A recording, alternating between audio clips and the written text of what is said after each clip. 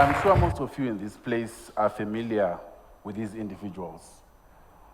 So for those who might not know who these individuals are, these are some of the most successful individuals on the planet. These are men and women who have claimed their top spot on the global stage, whether it's in technology, whether it's in entertainment, whether it's in sports, whether it's in politics. These have inspired millions of people around the globe with their accomplishments. But what if I tell you that 70% of their success can be attributed to their childhood? That the events that they went through in life, the skills they developed, the mechanisms they developed in their childhood is largely responsible for their success. Let's take an example. Trevor Noah. Trevor Noah grew up in South Africa, in his own words, being the mixed one in the family, growing up in apartheid, where he grew up in Soweto, being the only colored.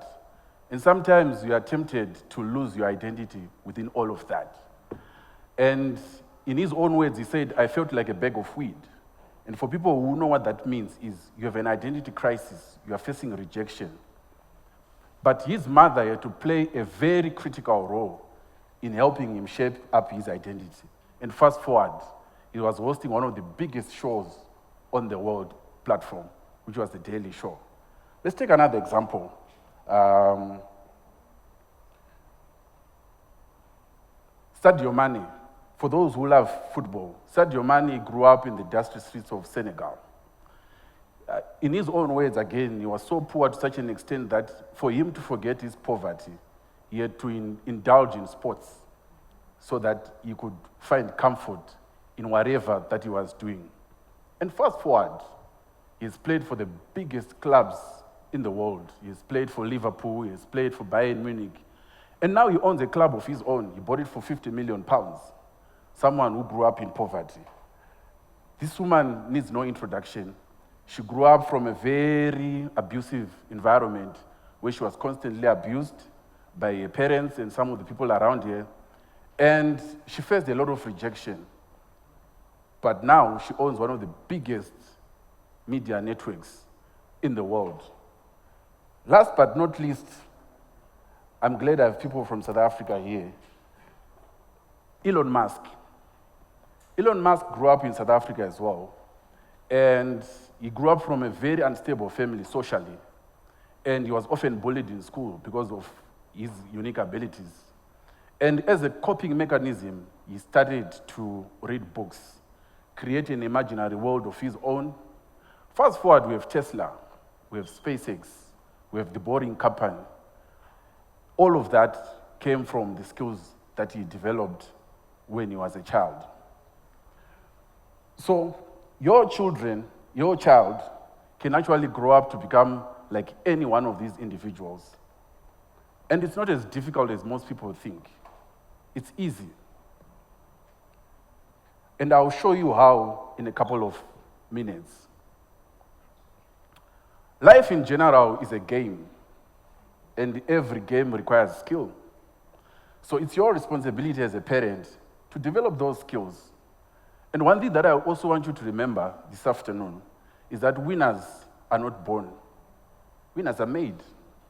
And it's your responsibility as a parent to develop those skills, to give your children an edge in life. So, having worked with parents and children for almost a decade now, there are tools and there are skills that I believe can help any child in life.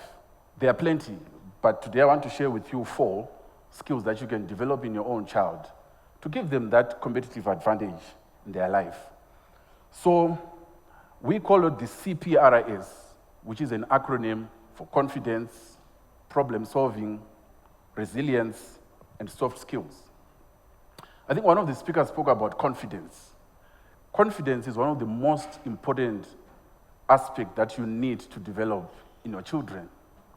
And how do you develop confidence in your children? There are 2 ways to go about it. The first one is you need to connect with your children. Spend time with them. Children by nature are very unstable. mentally. And it's your responsibility as a parent to provide that environment that allows them to stabilize and also to explore, but within the confines of what is morally just and good.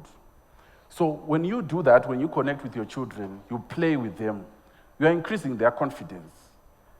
When you do activities with your child, you are helping them develop their confidence.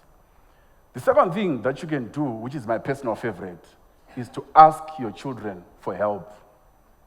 Normally, it's the other way around. But if you ask your child for help, it has an effect. I am a father. I've got a 4-year-old son. And when he was 3 years old, I always used to notice that either when I'm in the garden or I'm washing the car, he always comes and says, "Daddy, I want to help you."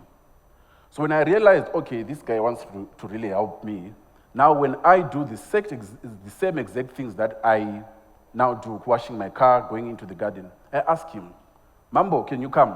Please help me." What that does to him is now, in his mind, he's saying, my daddy, he values me.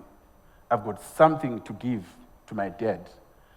So my dad actually needs help from me. And remember, children go through 3 stages of life, where you, as a parent, you are the hero, where you, as a parent, you are the demon, and as a parent, you are just a human being.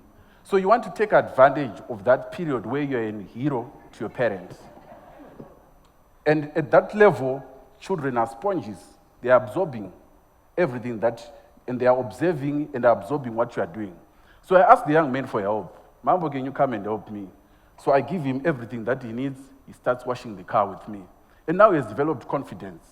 Because sometimes when you ask him to do something, you say, "No, Dad, let me help you." He's developing confidence within himself to say, "I have a self-worth." His self-esteem is being increased every now and then to say, "I have something to give to my dad." And then the second thing that I want to talk about is problem solving. The individuals that I showed you are people who have solved problems in different ways. And what you want as a parent is to teach your child to solve problems. This world is run by people who solve problems, and you want your child to be part of those people.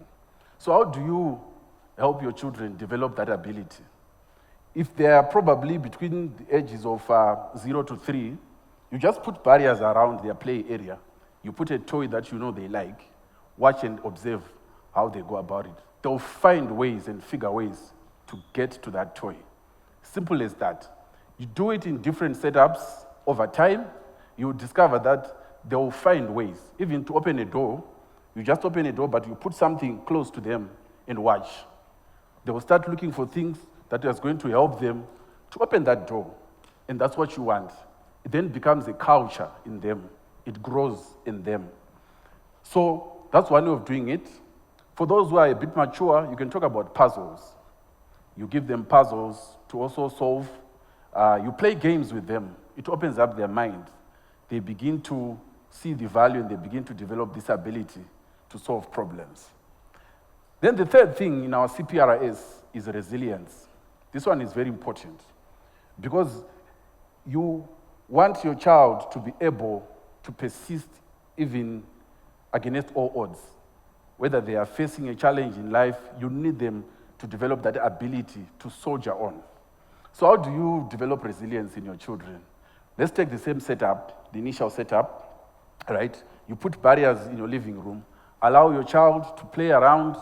They are seeing a reward, they are seeing their toy. But what do? You slightly move it a bit, right? They are close to it, but you slightly move it a bit, but not too far, not too much, but maybe once or twice. They are seeing the reward system is close to me, but it's constantly moving. What that does is they develop that ability and it becomes normal to them. That sometimes you face these things, they are close, but it's not too close. So they don't move their focus from the end goal. They focus on the end goal. And this is how you can sometimes do it. Then the last thing that you also need to develop in your children are soft skills. This is very important. You need to teach your child how to communicate. Not to communicate to you only, but to be able to communicate their feelings, to be able to communicate their thoughts, it then becomes important and it becomes a total package. Because even if they solve a problem in life, suppose they come up with a solution, like Elon Musk, you have a solution, but you have confidence, you've solved a problem, you are resilient, but you are unable to communicate, it then becomes a hindering factor. So you need to help your children develop those skills. And how do you do it? Talk to your children. Speak to them. Ask them how they are feeling. Ask them what they want. What do you want? Okay, let me give you. Okay, no, I can't give you now, because you need to read 2 chapters, then I'll give it to you. They'll be able to respond to that. And children are beautiful souls. They're beautiful souls. They adopt, they adapt. So I'm going to leave you with 2 things as I finish off. The first thing I want to give you is a quotation from one of my favorite books, right? Which is the Bible. Train up a child in the way that he should go, and when he's old, he'll not depart from it. When you impart these skills in your children, chances are they won't miss it in life. It will stick to them in their subconscious mind. Then the last thing I want to do, I want you to predict the future of this young boy.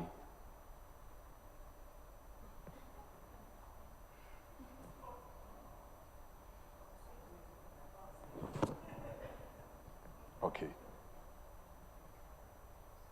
I want you to predict and tell me what the future holds for this young man.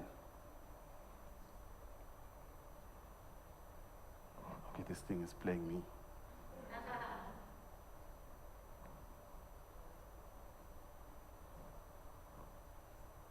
Ah, that's Trevor. Okay. So maybe you can play for me. I want you to predict this young man's future and tell me what he's going to become. So that's Mike Tyson 5.0 loading. You can almost predict he's going to become a boxer. I thank you.